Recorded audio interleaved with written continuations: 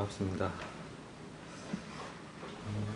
필리핀 선교 여정을 무사히 마치고 주님을 증거하고 온 우리 청년 학생들 참 찬양을 들으면서 참 감사했고요.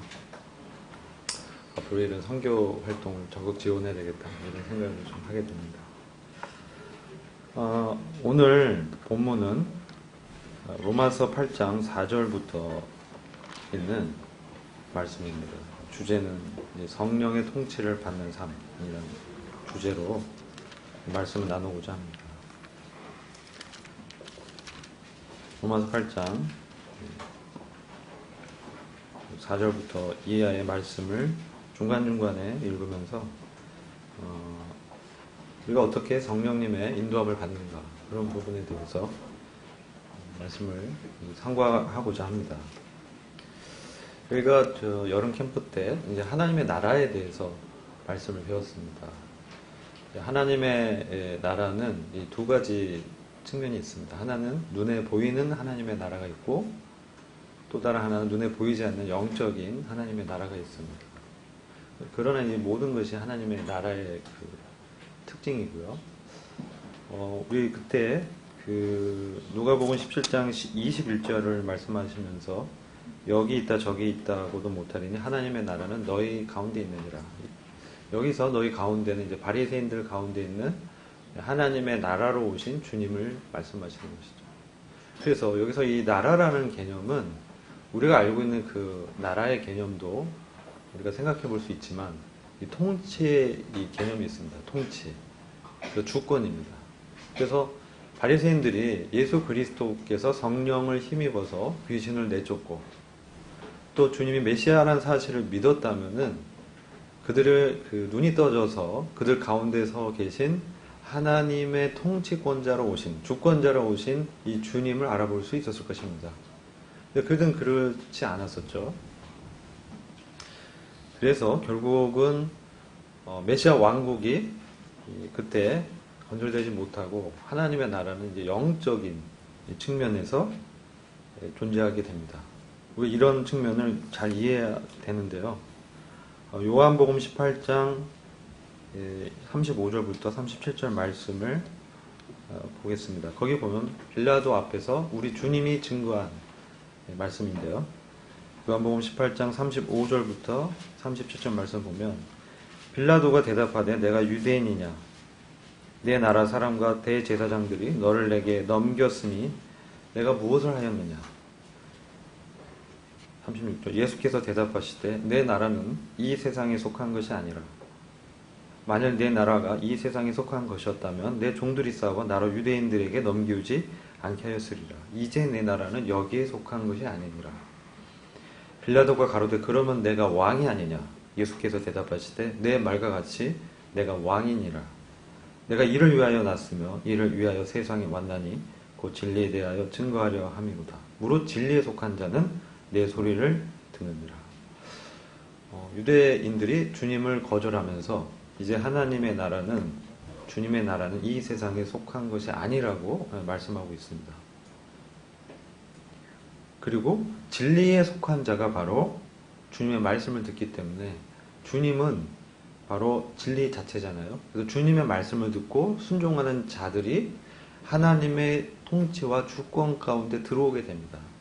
바로 그 사람들에게는 하나님의 나라가 임한 것입니다. 보이지 않게. 하나님의 통치가 그들 가운데 임했다는 거죠. 이 개념을 우리가 잘 이해해야 됩니다.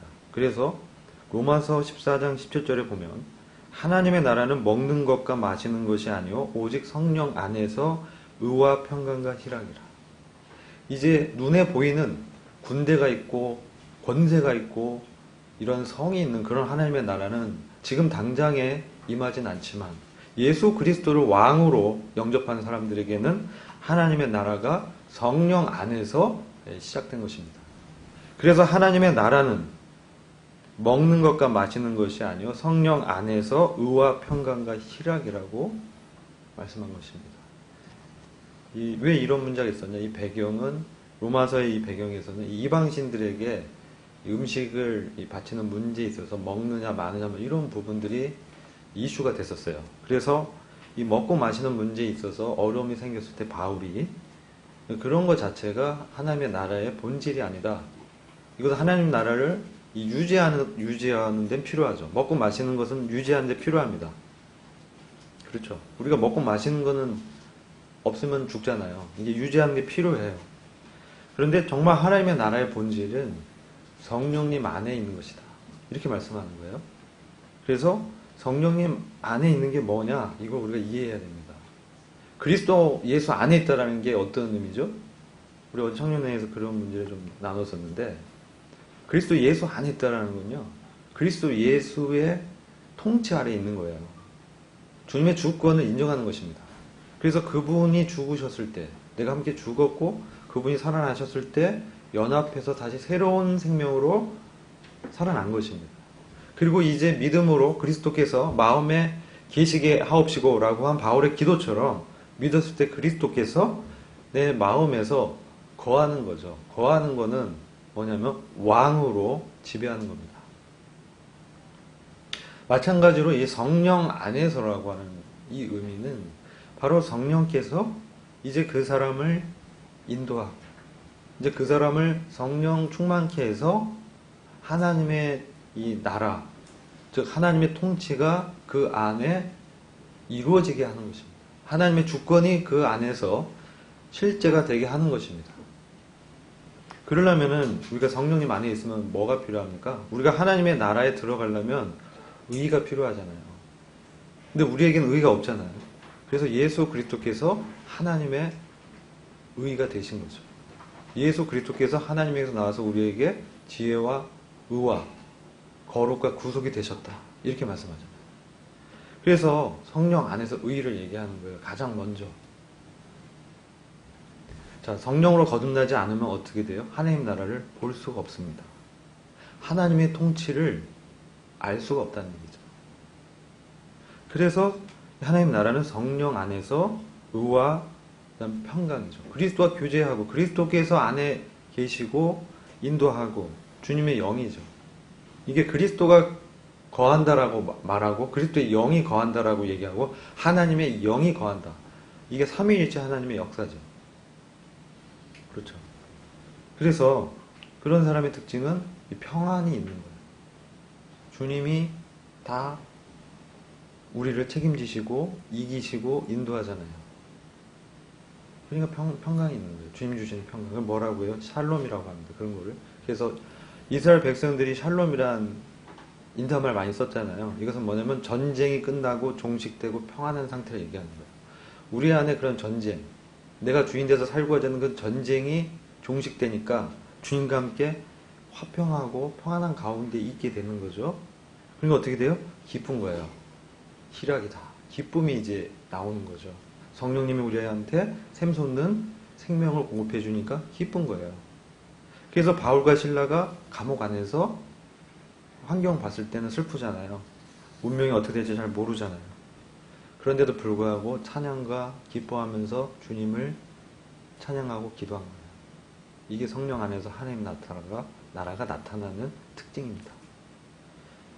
그래서 하나님의 나라는 먼저는 외적인 어떤 측면에 먹고 마시는 행위적인 측면이 있지만 보다 근본적인 것은 내면적이고 영적인 것입니다. 마음의 문제라는 거죠. 누가 주인인가 하는 문제라는 거예요. 주권이 누구에게 있는가. 그래서 우리가 성령님의 인도함을 받는 것은 매우 중요합니다.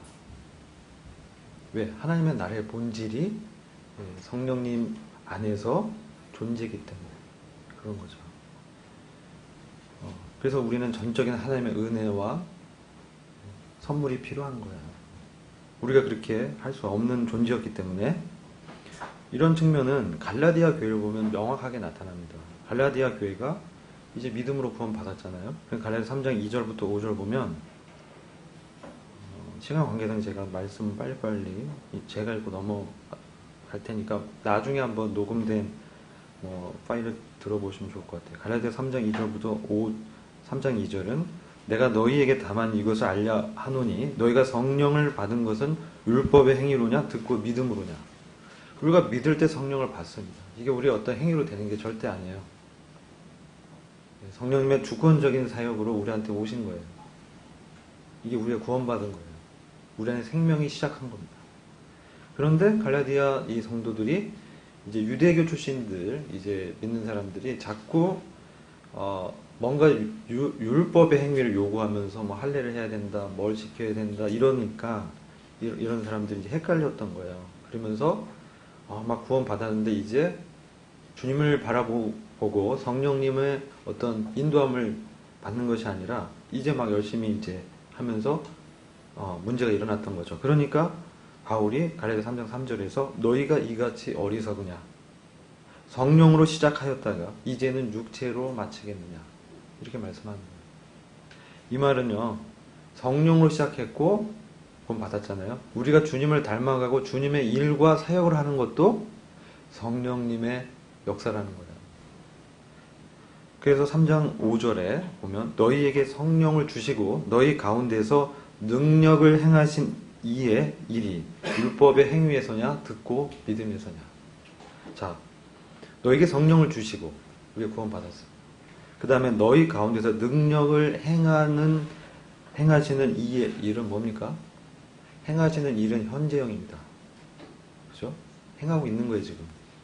과거의 구원의 사실을 얘기하는 게 아니라 지금 현재 너희 가운데서 능력을 행하시는 이의 일이 그 근본이 무언가를 묻는 거죠. 능력, 이것은 이제 듀나미스라고 합니다. 다른 번역으로는 기적이라고도 일어나고요. 우리 가운데 기적이 일어났습니다. 도대체 하나님을 알지 못했던 사람이 이제 하나님을 알고 보고 그 다음에 하나님의 그 인도함 가운데 성령님의 음성과 그 어떤 보호함을 입게 되는 것입니다. 여러분이 성령의 인도를 신비하게 생각해요. 뭔가 어떤 느낌이나 어떤 감각적이고 뭐 어떤 아주 신비로운, 그래서 이것은 우리가 알 수 없는 그래서 마치 요가에서 얘기한 어떤 명상의 단계에 들어가서 뭔가 홀려가지고 내 존재 자체가 없어지고 뭔가 어떤 보이지 않는 어떤 영적인 것에 의해서 조종당하는, 이거를 마치 성령의 인도함을 받는 거로 오해를 해요. 근데 성경에서 말하는 그 성령의 인도함은 뭐냐면 항상 보면 성령님의 사역과 뭐가 나와요? 말씀이 나와요. 그래서 성령은 우리에게 주님을 기억나게 해주면서 주님이 하신 말씀을 떠올리게 해주는 거예요. 그래서 성령님의 지배와 통제 아래에 있다는 것은 바로 이 성령님이 기억나게 해주는 그 말씀을 내가 따라서 순종하는가야 아니면 내 육체의 욕구대로 행하는가, 이게 차이가 있는 거예요. 그게 이제 딱 구분이 돼야 돼요. 그래서 우리 가운데서 은사를 주시는 것도 성령님이에요. 막 은사를 달라고 우리가 구하기도 하지만 정말 이 은사를 선물로 주는 분은 우리가 섬길 수 있는 어떤 자격과 어떤 능력이잖아요. 그게 은사잖아요. 그것도 성령님이 선물로 주는 거예요. 그리고 우리가 이 땅 가운데 살아가면서 주님의 능력을 입는 것도 성령님의 일인 거예요. 근데 성령님은 드러나서 나타나는 게 아니라 보이지 않게 주님을 드러낸다는 거죠. 그게 그분의 이제 사역의 특징입니다. 근데 이런 성령님의 일이 현재적으로 일어나는데 이게 율법의 행위에서냐 듣고 믿음에서냐라고 말하고 있는 거죠. 말씀을 듣고 거기에 화합해서 믿음을 구사하는 거예요. 그냥 믿는 것이 아니라 말씀을 들었을 때 믿음 뭡니까? 나를 의지하는 거잖아요. 믿음은 내가 전적으로 신뢰하는 거예요. 그분께. 내 전인격으로, 내 존 전제로, 내 마음과 뜻과 모든 의지를 그분께 의탁하는 거예요. 맡기는 거예요. 그게 믿음이에요. 신뢰하는 거예요. 그렇기 때문에 우리가 그 교회 섬기는 사역이나 이 땅 가운데 사는 삶도 똑같은 거예요. 그래서 우리가 전 인격적으로 주님께 맡기는 거죠. 이게 뭡니까? 주님의 주권이, 하나님의 통치가 내 안에서 실제가 되는 겁니다. 이게 성령님이 이제 우리 안에서 능력으로 행하는 거예요. 그전에는 전혀 이런 기적 같은 일이 없었어요. 죄를 탐닉하고, 그것을 좋아하고, 그것을 추구하고, 내가 드러나고, 내가 왕이 되고, 내가 지배하고, 내가 해야 되는데, 이제 그것이 그리스도 안에서 죽어버린 거죠. 십자가에 못 박았다는 거죠. 꼼짝달싹 못하는 거예요. 이거는 그가 없어졌다는 얘기가 아니고요. 그리스도와 함께 십자가에 못 박혔다라는 거는 그냥 그대로 보면 못 박혀서 뭐예요? 무력화된 거예요. 옛사람이. 무력화됐다는 뜻이. 그래서 내 안에 옛사람, 육신이 있는 거예요. 무력화된 상태로. 없어진 게 아니에요. 이 원어를 번역할 때 그거를 이제 흠정육이 그 부분을 잘못 번역했어요. 그래서 그 부분은 과거용으로 해석해야 돼요. 과거에 못 박혔다. 근데 가끔 얘가 살아나서 활동하는 거예요. 그게 육신이, 그래서 그 육신을 벗어버리고 옛사람을 벗어버리고 자꾸 그런 얘기를 성경에서 하는 겁니다. 못 박혀 있어야 되는데. 그래서 우리의 삶도 주님을 섬기고 이 땅 가운데 사는 삶도 전적으로 성령님의 역사다. 그 얘기는 우리가 행위를 의지할 게 아니라 믿음으로 성령님이 생각나게 하는 말씀을 붙들고 나가야 되는 거예요. 그래서 로마서 7장을 보면 바울의 그 구원 이후에 경험한 아주 비통한 마음 상태를 잘 보여주잖아요. 그게 뭐냐면 내가 구원 받았고 이제 주님을 위해서 섬기고자 하는 하나님의 법을 즐거워하고 하나님의 법을 원하고 섬기는 마음이 생긴 거예요. 이게 새 사람의 특징이에요. 그죠? 옛사람은 그런 게 없었어요. 자기 뜻을 쫓고 육신대로 살기를 추구하는 거예요. 근데 새롭게 되면은 이제 내 의지가 바뀌는 겁니다. 그리고 내 감정도 새로워지고 내 동기도 다 바뀌어요. 그게 새 사람의 특징입니다. 그게 없으면 구원받지 않은 거예요. 그래서 새 사람은 그런 의지와 동기와 감정이 다 새롭게 돼서 이제 주님을 이제 따라가는 거예요. 그런데 뭐가 문제냐면은 거기서 깨닫게 되는 게 있어요. 내가 주님을 이제 섬기려고 하는데 법을 아는 거죠. 법하는 자들에게. 이게 유대인들 얘기하는 게 아니고 그 법, 하나님의 말씀이 거룩하고 그 말씀을 귀히 여기고 존중히 여기는 사람들을 말하는 거예요. 법을 아는 자들 이렇게 얘기합니다. 그래서 그 하나님의 말씀을 그 존귀 여기고 하려고 하는데 그 의지도 새롭게 되고 마음에 원이 있고 하고 싶고 그렇게 사는 게 맞다고 인정하고 돌이켰는데 한계에 부딪히는 거예요. 내 의지의 한계, 내 어떤 어려운 환경의 어떤 문제. 그러니까 어떻게 돼요? 공고해지는 거예요. 내 마음이 메마르고 내가 왜 이런가? 그러면서 자기 안에서 내가 구원받아서 완전히 새롭게 된 줄 알았는데 뭔가 악이 있구나. 그걸 이제 깨닫게 되는 거죠. 이 육신입니다. 죄의 본성이 있는 거죠. 그렇게 되니까 이제 그것을 극복하려고 말씀을 지키려고 애쓰는 거예요. 이게 뭡니까? 율법 아래에 있는 거예요. 법 아래에 있다는 거. 이게 이제 내 힘으로 말씀을 지켜보려고 하는 거예요. 이게 잘못된 게 아니에요. 새롭게 되면 당연히 그런 욕구가 일어나요.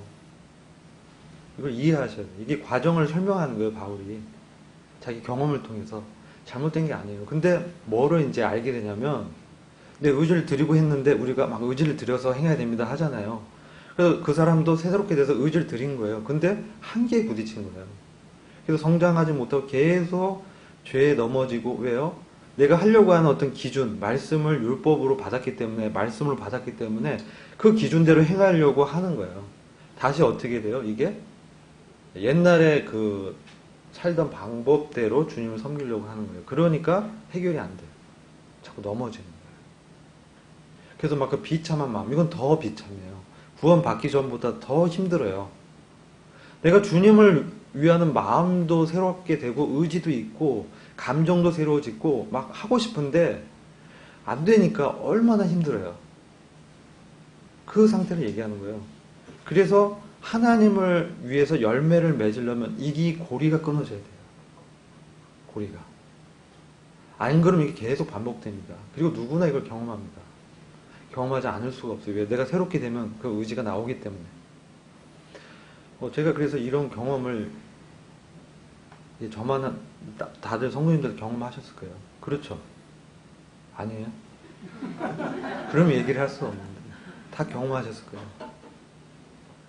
허드슨 테일러도 똑같이 경험했어요. 그의 익스체인지 라이프라는 그 교환된 생명이라는 편지 글을 자기 여동생한테 보낸 글을 보면 그 내륙 선교의 아버지로 유명하죠. 중국 내륙 선교에 막 그렇게 열심히 섬겼는데 자기가 이제 힘든 거예요. 자꾸 죄를 짓고 죄와 싸우면서 실패하고 넘어지고 하니까 내가 왜 이러지? 내가 막 하면서 그 극복하려고 막 했는데 더 비참해지는 자기를 발견하게 됩니다.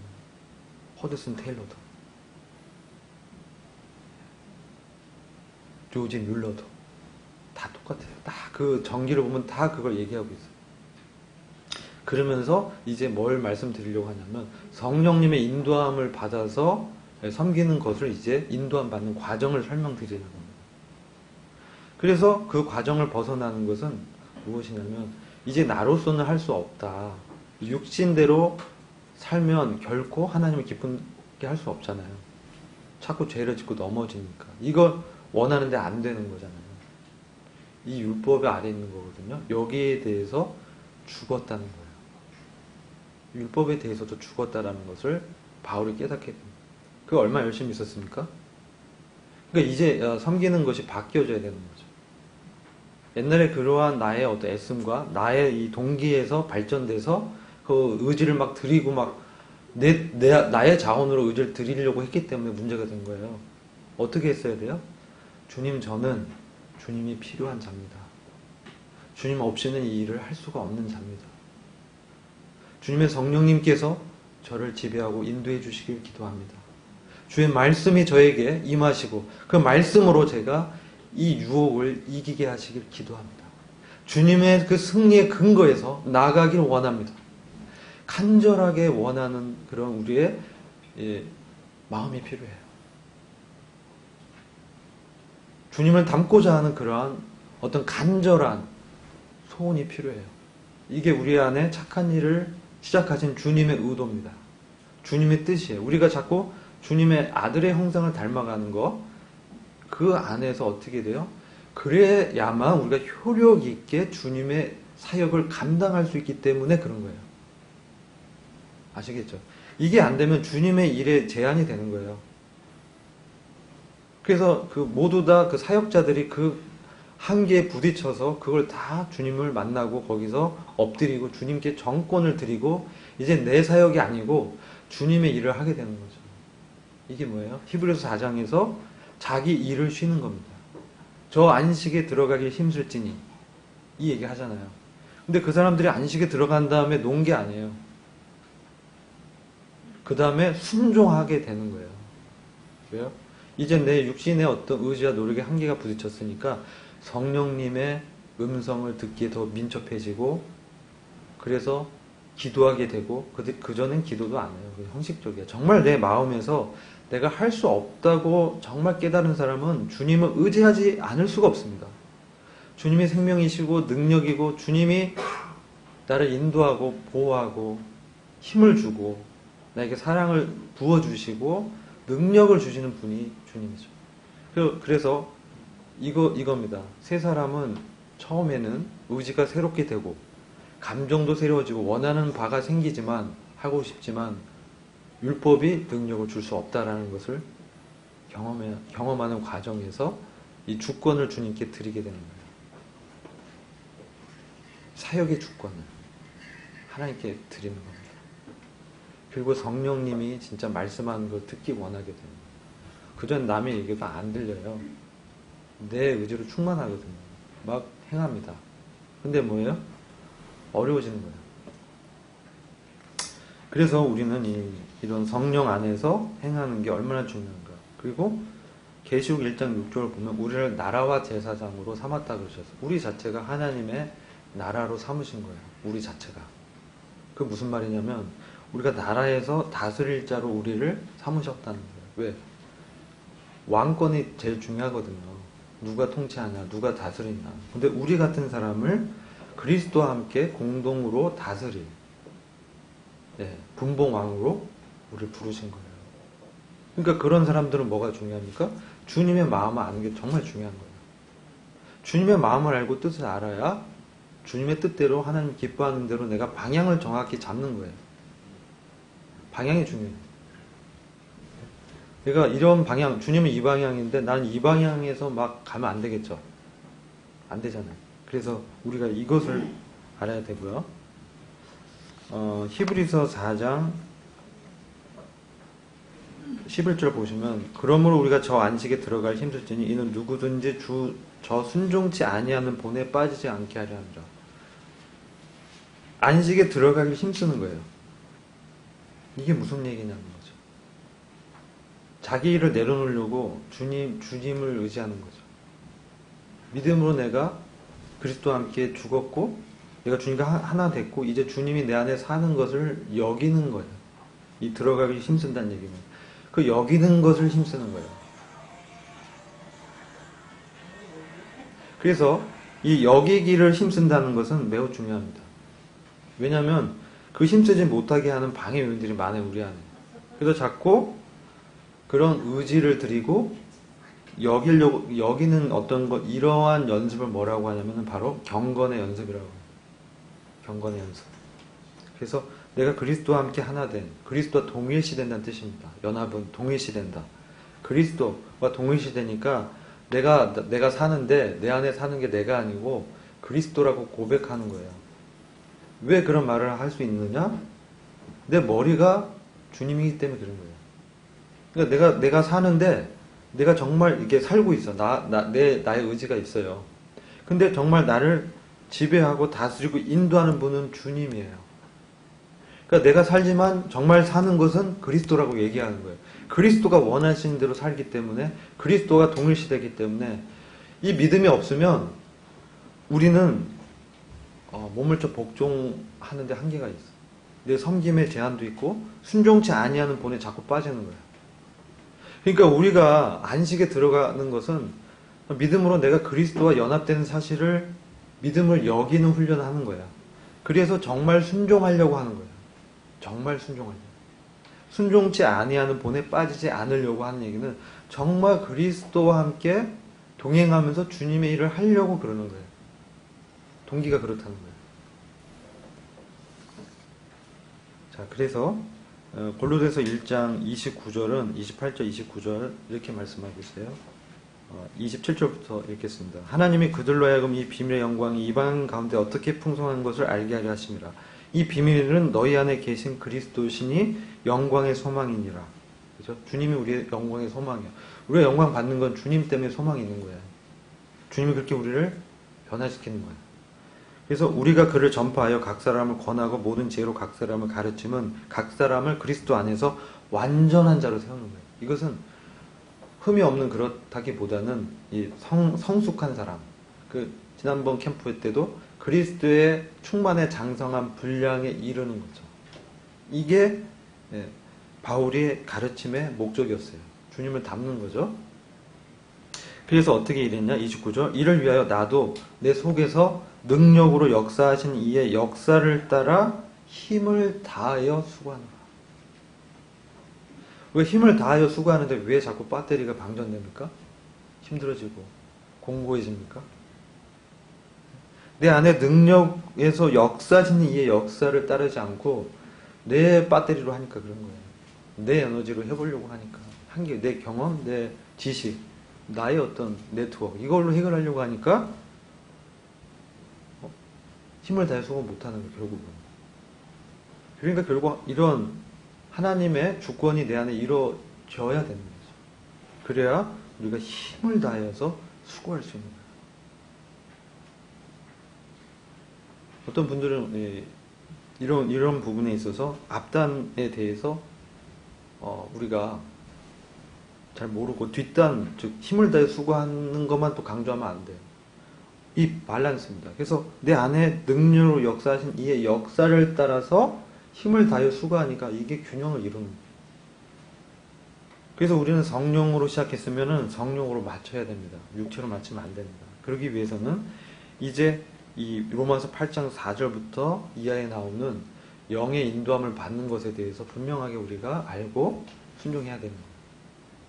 여기 보면 로마서 8장 4절 이제 보시면 육신을 쫓아갖고 그 영을 쫓아 행하는 우리에게 율법의 요구를 이루어지게 하려 하심이니라. 왜냐하면 육신을 쫓는 자는 육신의 일을, 영을 쫓는 자는 영의 일을 생각하나니 육신의 생각은 사망이요 영의 생각은 생명과 평안이니라. 육신의 생각은 하나님과 원수가 되나니 하나님의 법에 굴복지 아니할 뿐 아니라 할 수도 없습니다. 육신에 있는 자들은 하나님을 기쁘시게 할 수 없느니라. 우리가 육신에 있진 않죠. 육신에 있다는 얘기는요, 구원받지 않는 사람처럼 아주 육신의 지배에 사로잡히는 거예요. 근데 구원받은 사람은 하나님 이 영이 우리 안에 들어왔기 때문에 사실 육신에 있을 수는 없는 거예요. 근데 뭐냐면 육신을 쫓고 살 수는 있어. 왜? 내 안에는 욕구가 아직 없어지지 않았기 때문에. 죄의 몸이기 때문에. 주님이 와서 나를 몸을 구속시켜서 주님의 몸으로 변화시키지 않는 한은 죽을 때까지 이거는 안고 가는 거예요. 그래서 사도 바울이 뭐라고 했어요? 전 이 사도 바울의 고백이 너무 이상했어요. 처음에 뭐라고 했냐면 구원받기 얼마 안 돼서 난 사도 중에 작은 자다. 그렇죠. 제일 나중에 사도 됐잖아. 근데 뭐라고 하냐면 근데 난 다른 사도들보다 더 이제 열심히 했다. 열심히 주님 섬겼다 이 얘기해요. 근데 그것이 나로서가 아니라 모든 게 주님의 은혜다. 나 된 것은 하나님의 은혜입니다. 이렇게 고백해요. 근데 또 세월이 좀 지났어요. 그 다음에 뭐라고 얘기하냐면 나는 성도들 중에 가장 작은 자다. 그래요. 이상하잖아요. 사도 바울의 영성은 뭐냐면 주님을 알면 알고 더 주님 가까이 보면 볼수록 내 안에 있는 악은 너무나 이건 정말 이렇게 손해가 되는 거예요. 버려야 되고 정말 존귀한 가치가 그리스도밖에 없다는 것을 정말 경험하는 거예요. 그러면서 나중에 노년의 고백이 죄인 중에 괴수라고 고백해요. 사도들이 막 죄를 짓습니까? 막 아니잖아요. 근데 그 안에 주님을 닮아가고 주님을 더 이렇게 사모하니까 너무 그게 이제 주님이 너무 놀라운 거예요. 주님 너무나 거룩하고 너무나 놀랍고 너무나 완전하시고 너무 사랑이시고 그분을 이렇게 보니까 내가 얼마나 이 죄인 중에 괴수 같은 자인가 그걸 고백하는 거예요. 이 얘기는 뭘 얘기해 주냐면 우리는 죽을 때까지 하나님 나라 갈 때까지 계속해서 우리 육신과 옛사람과 새 사람이 전쟁을 하는 거예요. 계속 영적 전쟁 가운데 있는 거예요. 그래서 항상 우리는 선택을 잘해야 돼요. 방향을 잘 잡아야 돼요. 하나님의 영을 선택할 것인지 말씀을 선택할 것인지 내 안에 생명과 평강으로 인도하는 그 성령님의 인도함대로 갈지 아니면 내 육체의 어떤 의지대로 할지 이걸 잘 분별해야 돼요. 그래서 여기 보면 육신을 쫓는 자, 영을 쫓는 자 이렇게 두 부류가 나옵니다. 이 얘기는 우리가 분명히 방향성에서 분명한 이 선택해야 돼요. 그리고 영의 생각은 생명과 평안이다라고 합니다. 이 말만큼 많은 오해와 혼돈의 소지가 있는 말씀이 없어요. 이 얘기는요, 이 근본적인 방향성을 얘기하는 거예요. 그래서 영의 생각, 성령님 뭐예요? 그리스도 안에 있는 생명을 자꾸 우리한테 공급하잖아요. 그리스도를 우리한테 드러내잖아요. 주님이 내가 곧 길이요, 진리요, 생명이라고 하셨잖아요. 활기죠. 활력, 디나미스, 능력, 생명. 항상 이 성령이 포커스는 거기에 있다는 거예요. 그리고 그런 가운데 평안함이 있는 거죠. 자, 이거를 우리가 주님 안에 있다고 해서 항상 그러면 평강을 누리느냐? 그렇지 않죠. 잘 이해해야 돼요. 그럼 주님 안에서 생명과 평안이 있기 때문에 우리는 안전해졌는가? 그게 아니에요. 그렇다고 해서 이 얘기는 그럼 로마서 7장에 사실이 이해가 안 되잖아요.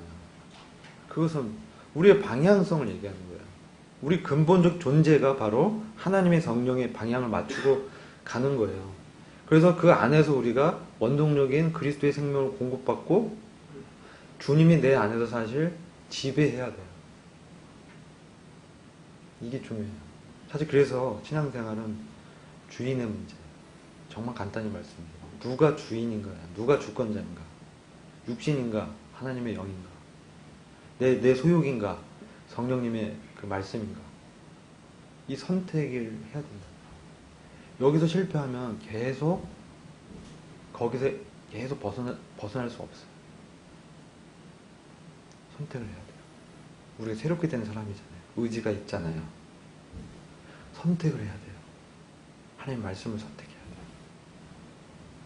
하나님의 인도함을 선택해야 돼요.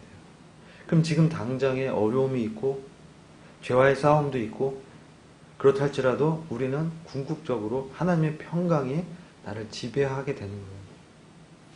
죽음을 초월한 부활 생명이 있잖아요. 그리스도가 죽음을 초월했습니다. 부활하셨습니다. 사실 그래서 그리스도인만 죽음을 두려워하지 않을 수 있어요. 왜? 죽음 이후에 영생과 영광과 하나님 나라가 있잖아요. 그러니까 우리가 이런 기본적인 이게 성경 말씀의 진리적인 측면을 잘 이해해야 돼요. 근본적인 경향이 바뀌었다는 거예요. 영의 생각은 생명과 평안이라는 거. 내가 날마다 매 순간 뭐 화장실 갈 때마다 뭐 묻고 뭐 그런 분도 있어요. 근데 되게 저는 존경해요. 왜? 매 순간 주님을 생각하잖아요. 우리가 그래서 못하는 게 좀 그렇지. 그분들을 폄하할 수는 없어요.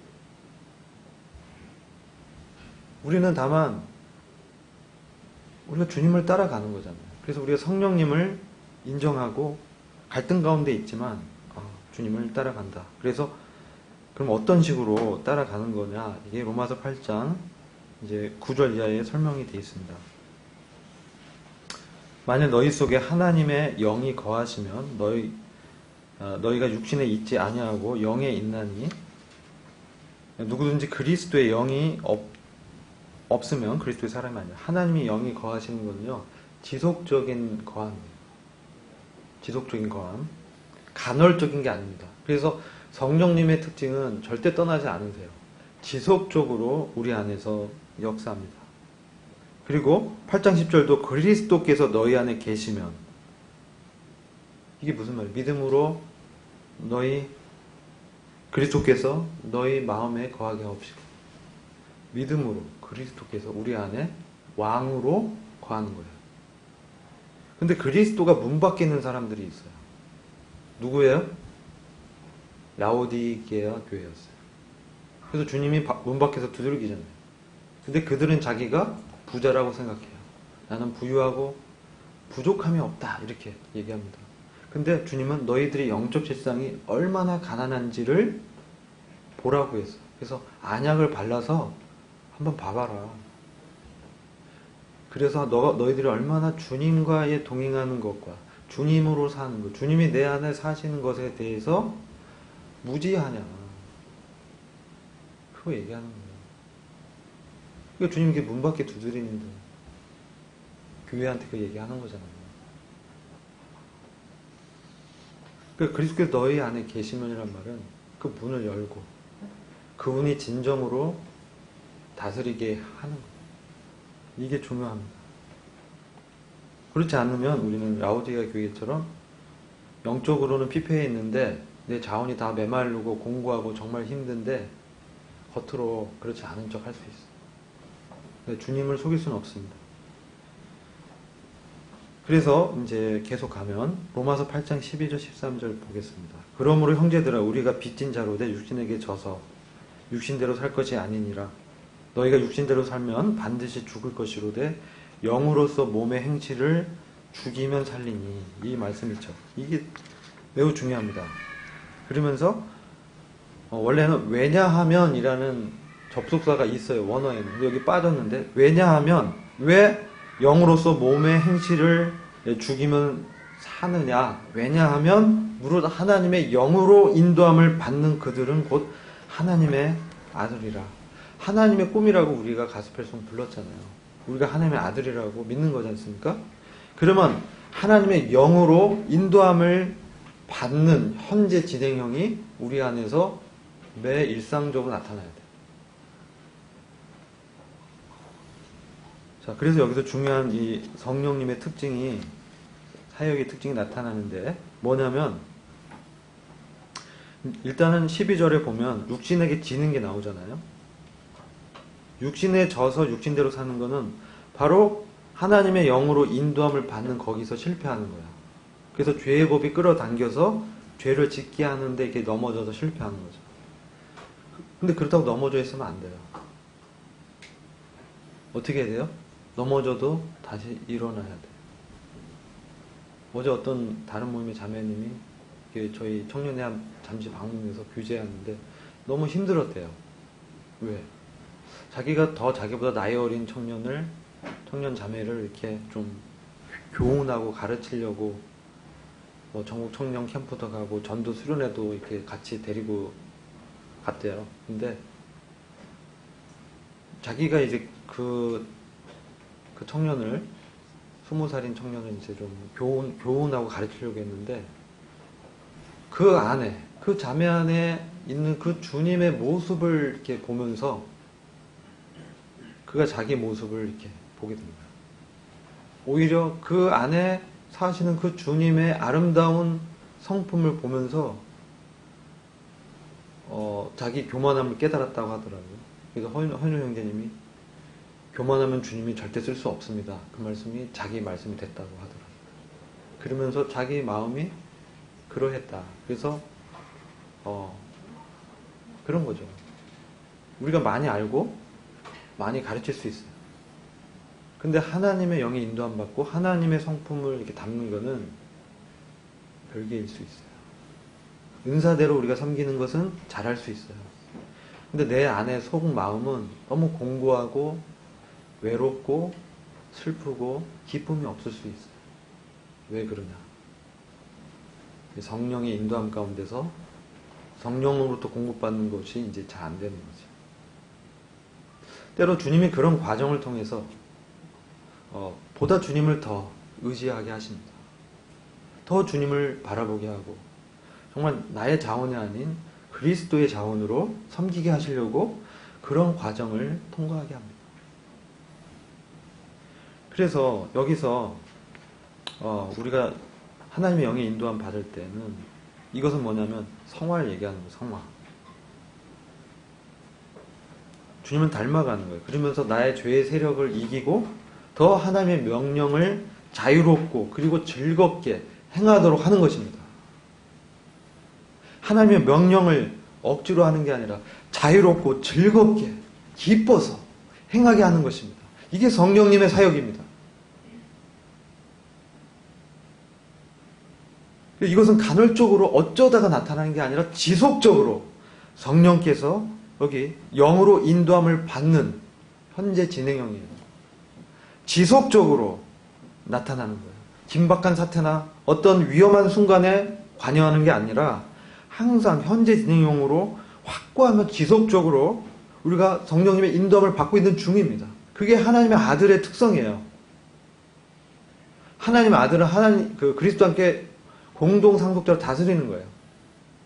그리고 이러한 것은 어떻게 하냐? 살리는 것은 영이니 육은 무익하니라. 내가 너에게 이런 말이 영이고 생명이라. 하나님의 말씀을 주님이 받아서 말씀하신 것처럼 항상 깨어서 하나님과 동행하는 거죠. 주님이 멀리 계신 게 아니고 내 안에 계십니다.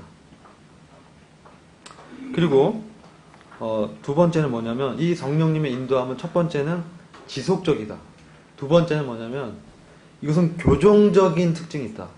뭐냐면 8장 13절에 뭐 영으로서 몸의 행실을 죽이면 살리니 그러잖아요. 그러니까 이것은 두 가지예요. 뭐냐면 영으로서 나로서는 안 된다는 거죠. 나로서 몸의 행실을 죽일 수는 없고 영으로서 죽이는 거예요. 영으로 성령님의 능력으로만 몸의 행실을 죽일 수 있어요. 그래서 이것은 성령님은 우리를 이렇게 교종하세요. 때로는 통제도 합니다. 때로는 어려운 환경을 허락합니다. 왜? 이러한 주님의 아들의 형상을 우리 안에서 이루시기 위해서. 이게 제가 그랬잖아요. 우리가 하나님의 나라라고. 우리가 하나님의 나라에서 다스릴 자로 우리를 세우셔서 주님의 사역을 자유롭고 활기차게 즐겁게 하기 위해서 성령님은 지속적으로 하는데 이게 몸을 좀 복종시키는 거죠. 우리를 인도하고 보호하실 뿐만 아니라 우리를 이렇게 교종하시는 거죠. 그러니까 성령의 인도함을 들으면 순종해야 돼요. 순종해야 돼요. 성령님이 말씀을 주셔서 야 어떤 지체한테 연락해봐. 어떤 지체가 자꾸 생각이 나고 부담이 돼요. 무시하면 안 돼요. 성령님이 뭐예요? 자꾸 생각나게 하는 거는 그것은 그에 대한 필요를 그에 대한 어떤 영적인 어떤 필요한 상황을 우리한테 자꾸 말씀하는 거예요.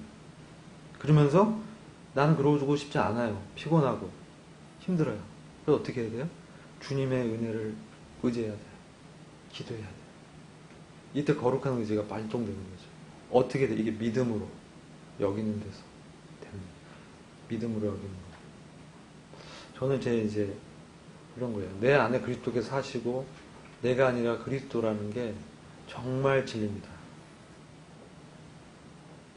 그렇게 됐을 때 정말 자유롭게 기쁘게 주님을 섬길 수 있어요.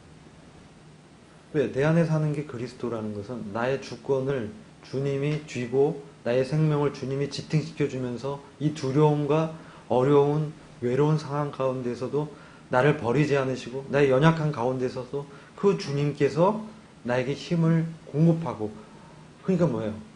온통 주님이 나를 다 다스리고 인도하는 거죠.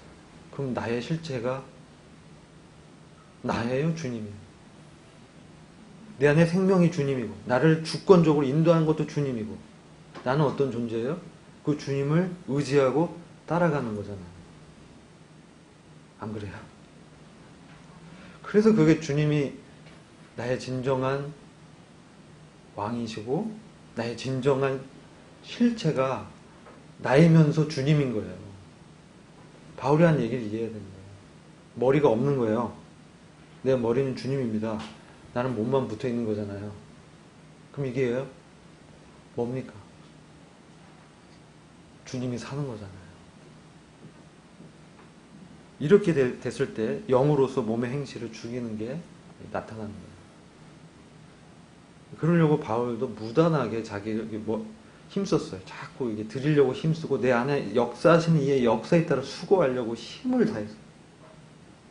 바울이 얼마나 그 가운데서 주님을 의지했는가, 주님을 바라봤는가. 그리고 우리를 통제하면서 이 성령은 뭡니까? 마침내 여기 몸의 행실을 죽이면 살리니, 이게 뭐냐면요, 첫째 부활의 살리니는요 미래형이에요. 살리니 어떻게 되냐? 오직 의인은 믿음으로 말미암아 살리라. 내가 믿음을 여기면서 첫째 부활의 영광에 들어가는 걸 얘기하는 거예요. 몸의 행실을 죽이면 어떻게 되냐? 살리니 첫째 부활의 영광에 들어가서 그리스도와 함께 왕노릇하는 거예요. 근데 몸의 행실을 죽이는데 실패하면 왕노릇하는 못해요. 그래서 중요해요. 말은 왕인데 다스리는 영역이 없어요. 그래서 우리는 이 성령님을, 이 말씀하는 이 성령님의 사역을 잘 이해하고 그분의 인도하실 때 우리가 따라가야 돼요. 그러면 자연스럽게 우리를 영광으로 인도하는 겁니다. 영광으로. 그리고 이 성령은 우리를 억압하거나 억제하지 않아요. 성령님. 아시겠죠? 성령님은 우리를 억제하지 않습니다. 어떻게? 성령님을 도우고 격려합니다. 도우고 격려, 힘을 주시고 불어넣고 자꾸 격려해 줍니다. 너 안에 그리스도가 있잖아. 너가 하나님의 아들이잖아. 지금 실패한 것 같지만 넌 정말 주님이 사랑하고 너를 위해서 주님의 목숨을 내어주고 피값 주고 산 하나님의 사랑하는 아들이다. 우리 위로합니다. 그래서 엠마오 도상으로 가는 두 제자는 예루살렘을 떠나서 신앙을 버리고 고향으로 돌아가는 중에 주님이 변장해서 나타났어요. 그래서 그들을 함께 동행하면서 그들의 사정을 다 들으시고 그 안에 말씀을 깨닫게 하셨어요.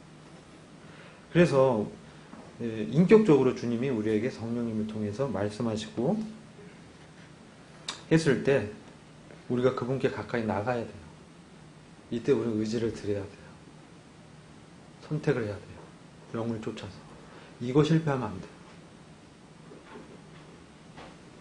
그래서 그들이 마음에 이제 그 주님의 성령의 조명을 받고 돌이키면서 마음이 밝아지면서 어떻게 됐습니까?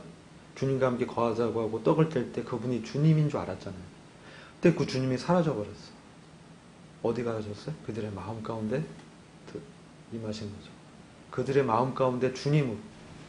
그러니까 그게 회복이 되니까 어떻게 돼요? 주님의 임재가 회복이 되니까 죽음이 기다리는, 핍박이 기다리는 예루살렘에 가서 부활을 증거합니다. 그래서 우리는 이런 성령님의 인도함에 민감해야 되고, 그리고 그분의 이렇게 말씀하실 때 들어야 돼요. 그리고 이것은 훈련이 필요해요. 애써야 돼, 힘써야 돼. 안식에 들어가길 힘쓰라고 했잖아요. 그죠? 그래서 이런 부분이 저희들이 삶 가운데 이 성령님의 인도함 가운데 우리가 잘 인도함 받아서 하나님의 그 나라의 기업을 받고 우리 가운데 성령님의 열매가 풍성해지고 또 우리가 능력 있게 주님의 일을 감당하고 지체들을 위해서 정말 사랑을 실천하고 또 외부인들, 구도자를 향해서 어떻게 해요? 그들이 우리를 이렇게 어렵게 해도요, 정말 사랑하는 마음이 일어나서 그를 위해서 기도하는 거예요. 선으로 악을 이기는 그리스도의 삶이 우리 안에 풍성하게 나타나기를 참으로 원합니다. 기도하겠습니다. 주님 감사합니다. 주님께서 성령님의 인도함에 대해서 저희